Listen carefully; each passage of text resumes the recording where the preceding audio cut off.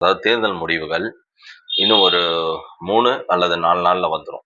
அதுக்குள்ள தேர்தலுக்கு முந்தைய கருத்து கணிப்பு அப்படின்னு ஒரு சர்வே ரிப்போர்ட் வந்தது. அதுல வந்து பாத்தீங்கன்னா டிஎம்கேக்கு அதிகமா காட்டியிருந்தாங்க, அப்புறம் ஏடிஎம்கே காட்டியிருந்தாங்க. ஒரே ஒரு சர்வே ரிப்போர்ட் மட்டும் டிவிகேக்கு காட்டியிருந்தாங்க.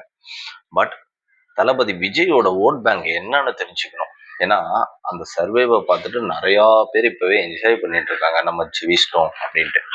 ஃபர்ஸ்ட் ஆஃப் ஆல் அவங்களுக்கெல்லாம் ஒன்று சொல்லிக்கிறேன்.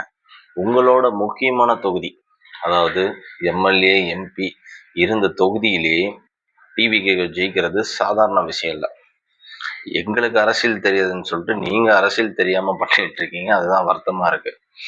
கிட்டத்தட்ட 18ல இருந்து 40 வயசு வரைக்குமே 2.5 கோடி ஓட்டு இருக்குது. அதாவது 2.5 கோடி ஓட்டு. இந்த 2.5 கோடி ஓட்டுமே டிவிகே ஓட்ஸ். இதுல ஒரு 20% ஓட்டு மட்டும்தான் வேற கட்சிக்கு போவோம். மீதி 80% ஓட்டுமே டிவிகே ஓட்டு. கிட்டத்தட்ட 1.25 to 2 கோடி ஓட்டு டிவிகேக்கு கன்ஃபார்ம். இதுல வேற கட்சி காம்படிஷனுக்கே வர முடியாது. அதே போல 40 to 50ல வந்து பாத்தீங்கன்னா 1 கோடி ஓட்டு இருக்கு. இதுல கிட்டத்தட்ட 60% ஓட்டும் டிவிகேக்கு தான். அதாவது ஒரு 50 லட்சம் to 60 லட்சம் ஓட்டும் இதுல டிவிகேக்கு விழும். அதே போல 50+ல தான் டிஎம்கேக்கும் ஏடிஎம்கேக்கும் போட்டியே வரும். ஸோ இங்கேயே வந்து பாத்தீங்கன்னா ஒரு 2 கோடி ஓட்டு தான் இருக்கு.